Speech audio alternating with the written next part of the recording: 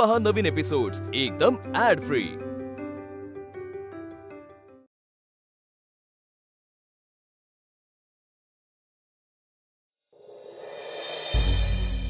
बळवंतराव, आपटे म्हणतायत तो मुद्दा बरोबर आहे। आपल्याला आता अधिक कागद लागणार, कारण केसरीचा खप 4500 प्रतींवर जाऊन पोहोचला आहे। मी काय म्हणतो बळवंतराव, आपण पूर्वीसारख्याच 2500 प्रती छापल्या तर?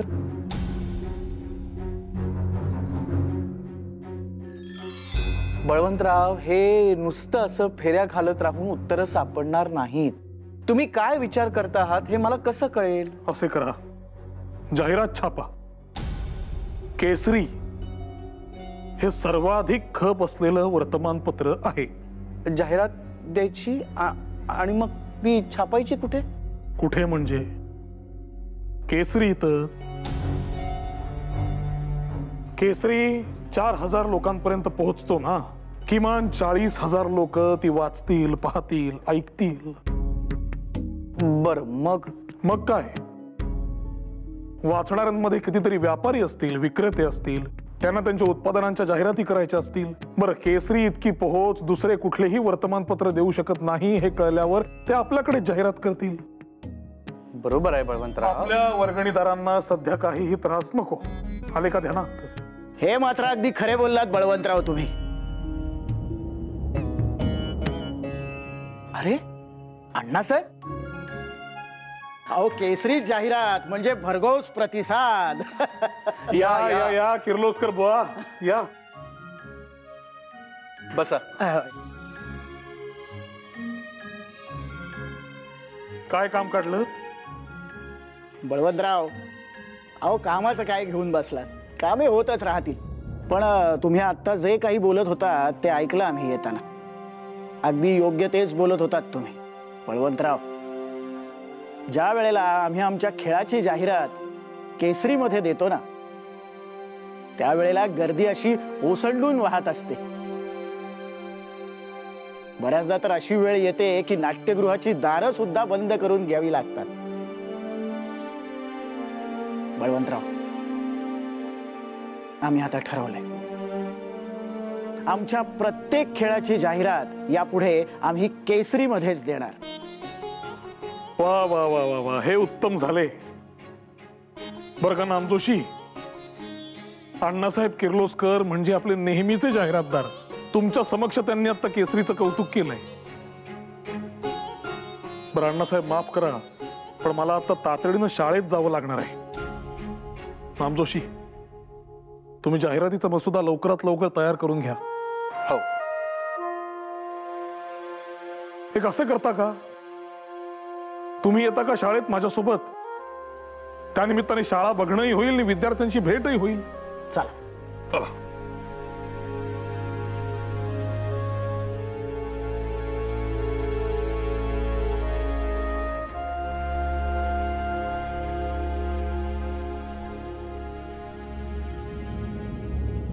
पुढे काय करायचं हा प्रश्न तर आहेच, पण आम्ही ऐकलं होतं की आपण महाविद्यालय पण सुरू करताय। तसं झालं तर उत्तमच होईल। बसा बसा बसा।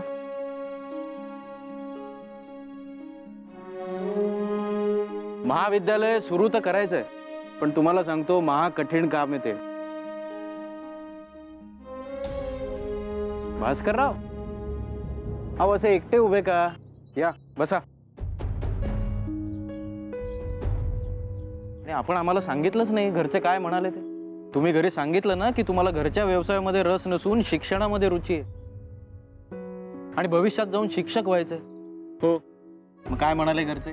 कसलं काय हे मी घरी सांगायचा अवकाश आमचे पंजोबा काढाडले आणि म्हणाले आधी वंश वाढवण्याचं बघा। गावची पोरं शिकवायला जात आहेत, गावच्या पोरांना शिकवायच्या आधी घरी काही ते कर्तव्य पार पाडा। या जुन्या पिढीतल्या लोकांना समजावून सांगणं मोठं कठीण आहे बघा। असो, तुमचं ठरलंय ना, उत्तम। आणि सर्वात महत्वाचं, तुमच्या पत्नीलाही लिहायला वाचायला शिकवा। कसं आहे, एक स्त्री शिकली की ती साऱ्या कुटुंबाला शिकवते। म्हणून गुरुजी, मला तुमचं पटतंय, आपण आधी आपल्या पायावर उभं राहायला हवं. पण घरच्यांना समजवणं फार कठीण काम आहे.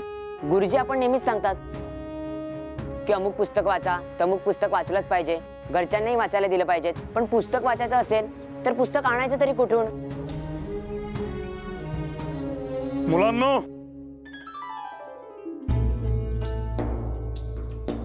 पाहिलेत का कोण आलंय आपल्याला भेटायला? तेच खरे. हो तेच, चेहऱ्यावरून तरी तेच वाटतंय. मी यांचं नाटक पाहिलंय. मी तर केवळ ऐकलं होतं यांच्याबाबत. ओळखतायत मुलं? या.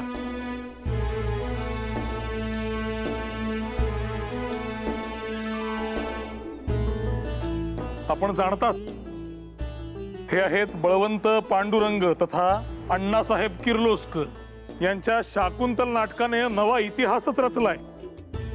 बळवंतराव, अहो इतिहास वगैरे काही नाही. माझे काम ह्या रसिक प्रेक्षकांना आवडते इतकेच. बरं का मुलांनो, तुम्हाला सांगतो, मला खरं तर शिक्षणामध्ये अजिबात रुची नव्हती. मग नंतर मी शिक्षण अर्धवट सोडलं आणि शिक्षकी पेशा पत्करला. हे महत्वाचे. पण खरं सांगायचं झालं तर त्यातही माझं काही मन रमेना. मला संधी मिळत गेली आणि मी त्या संधीचं सोनं केलं. पण मुलांनो, तुम्हाला खरं सांगू का, हे सगळं करत असताना एक गोष्ट मात्र मी आवर्जून केली. मी प्रचंड कष्ट केले. मुलांनो, तुम्हाला सांगतो, कष्टाची तयारी आपण ठेवायलाच हवी. आमच्या घरात नाटकाचं नाव पडलं तरी हाहाकार होतो. त्यात काम करणं तर दूरच. हे पहा, नाटक पाहणं किंवा संगीत ऐकणं हे काही गैर नव्हे, मुळीच नाही. या कलांमध्ये प्रावीण्य मिळवण्यासाठी सुद्धा प्रचंड कष्ट लागतात. हे त्यांचं क्षेत्र आहे. आणि बरं का, आपलं विहित ध्येय काय हे जाणून त्याच्यावरची नजर ढळू न देता आपण इतर गोष्टींचाही आनंद घ्यायला हरकत नाही. आणि त्यासाठी आपला दृष्टिकोन विस्तारायला हवा. फक्त अभ्यास एके अभ्यास, शिक्षण एके शिक्षण न घेता अवांतर वाचन देखील वाढायला हवं. त्यासाठीच आम्हाला ग्रंथालय उभं करायचं. आर्थिक अडचण सुटली तर तेही उभं करू. तुर्तास पैशाच्या अभावी ते एक स्वप्नच राहिलं. ते असो. अहो बळवंतराव, असे कसे? मी आहे ना. थांबा बळवंतराव, ग्रंथालयाच्या उभारणीसाठी माझ्याकडून ही सप्रेम भेट 100 रुपये. अहो, याची काही आवश्यकता नाही अण्णासाहेब. बळवंतराव, संकोच करू नका, घ्या. या मम म्हणा अगरकर. घ्या. खरंच आभारी आहोत. धन्यवाद. मुलांनो, टाळ्या वाजून अण्णासाहेबांचे आभार मानूया.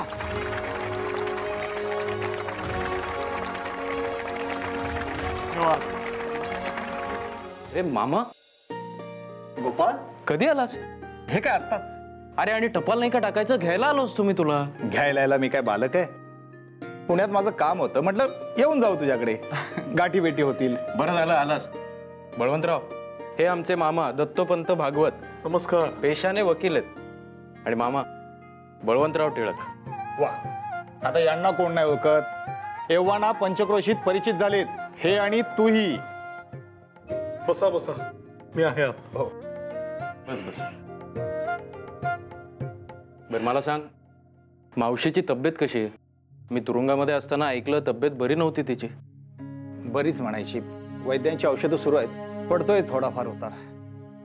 आता आलायस तर निवांतपणे राहा, घाई करू नकोस. निवांतपणे नाही, 2-4 दिवस आहे. माझं काम झालं की जाईन मी. अरे तोवर मुक्काम इथेच. अहो तुम्ही इथे येता का जरा?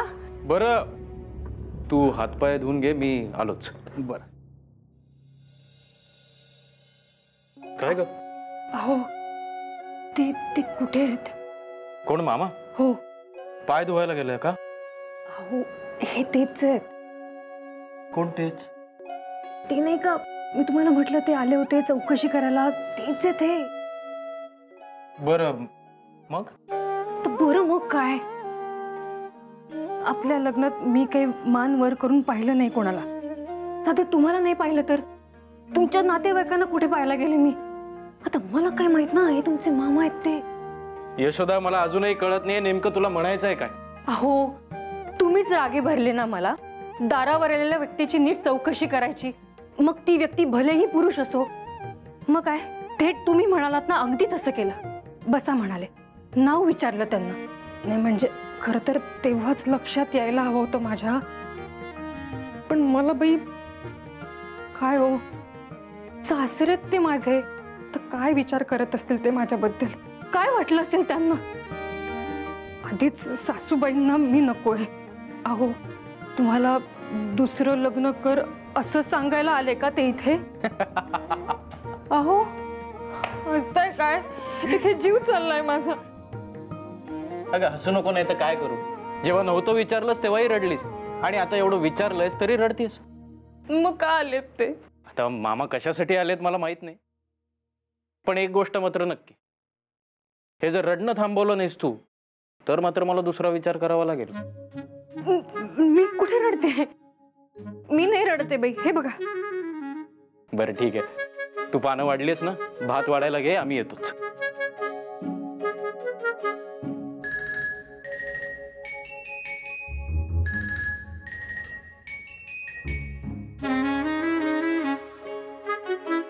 मी कुठेही जात नाहीये आणि तुलाही कुठे पाठवणार नाहीये, समजलं? हसून दाखव आता, हसून दाखव.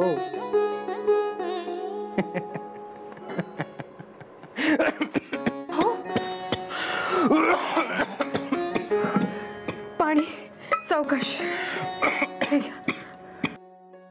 शांत, सावकाश. तुम्ही बसता का?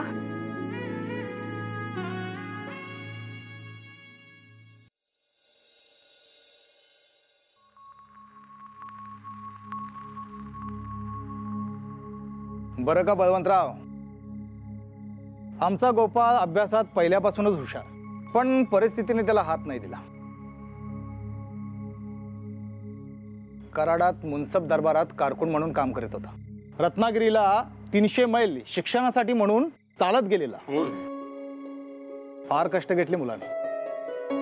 9वी पर्यंत शिकून पुन्हा कराडास आला, मग माझ्याकडे अकोल्यास. पण तिथेही आम्हा दोघांचा स्वयंपाक तो एकटा करायचा. म्हणजे फुकटात काही घेणे या मुलास कधी मांडणेच नव्हते. निश्चित असो. अहो मामा, माझ्या आयुष्यातला सगळ्यात आनंदाचा काळ होता तो. अहो बळवंतराव, याची ज्ञानार्जनाची भूक काय सांगू तुम्हास. अहो मिरजेत असताना एकदा हा पुस्तकाच्या दुकानात शिरला. तिथे दुकानदाराने त्याला विचारलं, अरे पुस्तकं हाताळतोयस पण विकत घेण्याची ऐपत आहे का तुझी? तेव्हा त्याने निबंधाच्या स्पर्धेमध्ये भाग घेतला आणि पहिलं बक्षीसही पटकावलं. आणि लोगोलोग जाऊन ते पुस्तक विकतही आणलं. अशी याची ज्ञानपिपासा. ती तर काय सर्वश्रुत आहे. परंतु त्यानंतर कधी त्यांनी मला काही विचारलं नाही. अहो कित्येक पुस्तकं त्यांच्या दुकानामध्ये माळ्यावर धुळीत बसून वाचलीत मी. आणि एकदा का पुस्तक हातात घेतले की ते पूर्ण करूनच उठायचो. पण कधी काही बोलले नाहीत मला. नाही, खरोखर गोपाळराव, आजवरचे तुमचे आयुष्य म्हणजे महाखडतर. अजूनही म्हणावे तसे काही स्थैर्य नाही. तुम्हाला कल्पना आहे की नाही मला माहित नाही. गोपाळने शिक्षण पूर्ण झाल्यावर आईस एक पत्र लिहिलं आणि त्या पत्रात स्पष्ट कल्पना दिली. माझ्याकडून गलेरट्ट पगाराची अपेक्षा करू नये. माझे शिक्षण देश कार्यासाठी मी अर्पण केले आहे असे समज. अहो अर्थात साक्षीदार आहे मी त्या दिवसाचा. काय आगरकर. नाही पण खरोखर हे फार धारिष्ट्याची गोष्ट केलीत तुम्ही. मला मात्र सुदैवानेच म्हणायला हवे, तसे कष्ट करावे लागले नाहीत. बळवंतराव, प्रत्येकाचा आपापला प्रवास असतो. बरं का मामा, यांची वाचनाची भूक एक वेळ मी समजू शकतो, परंतु यांचा लिखाणाचा झपाटा वाऱ्यालाही लाजवेल असा आहे. छे छे छे छे, इतक्या वेगाने लिहितात, मला ते कधीच गाठता यायचे नाही. अहो बलवंतराव, प्रत्येक माणूस वेगळा, सगळ्यांना सगळं कसं साजरं दिसावं. मित्रांनी एकसारखं असण्यापेक्षा ते इंग्रजीत म्हणतात ना तसं कॉम्प्लिमेंटरी असावं. हे मात्र खरंय. फार योग्य बोललात. बळवंतराव, माझ्या मनामध्ये एक विचार आला होता. विद्यार्थ्यांची माझ्यासारखी गैरसोय होऊ नये म्हणून त्यांच्यासाठी आपण आपल्या शाळेमध्ये एखादं ग्रंथालय सुरू केलं तर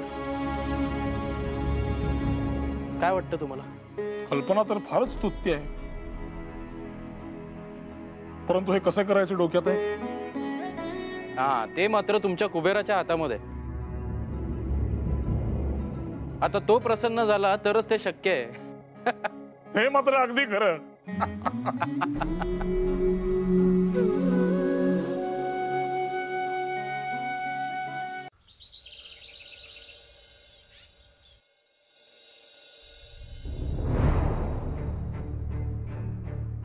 आत येऊ शकतो का आम्ही? मी लिहित असताना मला त्रास द्यायचा नाही हे किती वेळा सांगायचं आता. बरं, मग नंतर येऊ का?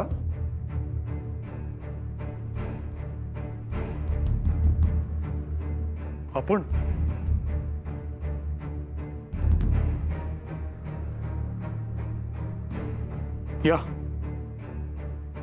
या बसा.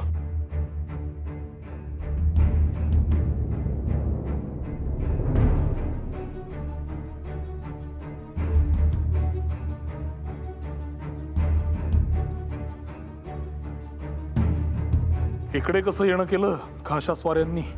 हा स्वर आमच्या स्नेहाचा निश्चितच नाही. आबासाहेब, आपला जुना स्नेही संपला डोंगरीच्या तुरुंगात. माफी मागावी लागली तेव्हाच त्याचा खून पडला. आमची काही कारणं असतील ना बळवंतराव. अहो, राजकारण म्हणा किंवा समाजकारण म्हणा, सगळ्या गोष्टी आपल्या मर्जीने नाही ना करतायत. समजला, आपला नाईलाज समजला. मग आता हा संताप जाऊन आमचे जुने स्नेही आम्हाला परत मिळाले असे समजावे का आम्ही?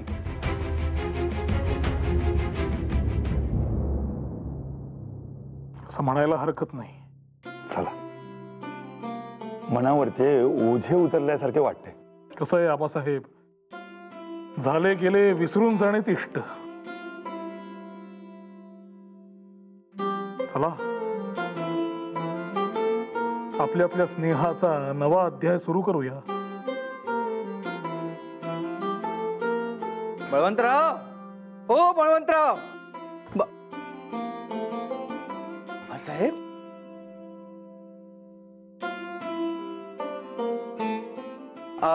अहो हो, आमच्या घरी मंडळींचं कुठल्याशा व्रताचं उद्यापन होतं. धोशा चालला होता, जेवून जा जेवून जा म्हटलं. जेवणावळी उठवायला इथं कुणालाही वेळ नाही. प्रसाद बांधून द्यावा. काय आहे, प्रसाद चार चौघात वाटला की पुण्यही मिळतं. आणि आज इथं दोन जुन्या स्नेहांची नव्यानं दिलजमाई झालेली आहे. याहून उत्तम योग तो कोणता? घ्या घ्या घ्या.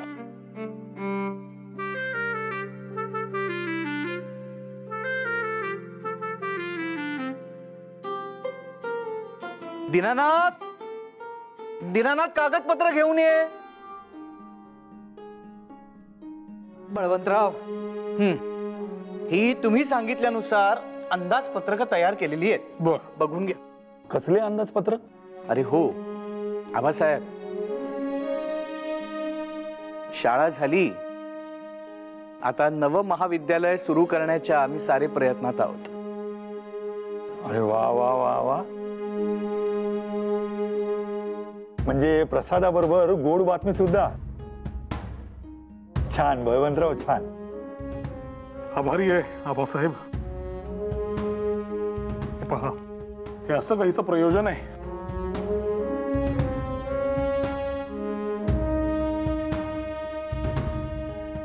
वा, कल्पना तर उत्तम आहे.